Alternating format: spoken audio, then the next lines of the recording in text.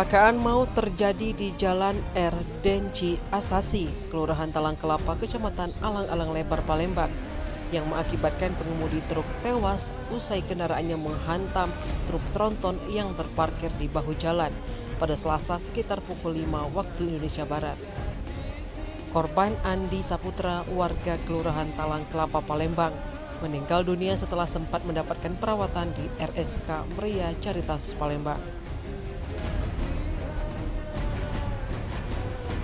Kerasnya tabrakan itu bahkan membuat truk tronton yang tengah parkir itu terpental hingga menghancurkan pagar rumah milik salah seorang warga.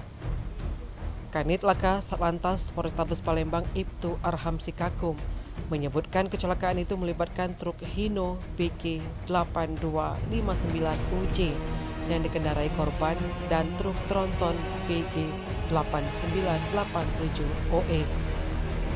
Peristiwa maut itu bermula dari truk Hino yang dikemudikan oleh korban datang dari arah Perumnas Talang Kelapa mengarah simpang Jalan R. Denci Asasi atau simpang Jalan Soekarno-Hatta, Palembang. Setibanya di KP, korban menabrak bagian belakang mobil truk tronton yang dikemudikan Rahmat Hidayat yang sedang berhenti di bahu jalan. Kemudian mobil truk tronton tersebut terdorong maju dan menabrak pagar rumah milik Muhammad Fadil yang berada di TKP. AR Sikakum juga mengatakan bahwa mobil truk tronton parkir tidak memasang tanda atau rambu sehingga korban tidak tahu hingga terjadinya laka lantas tersebut.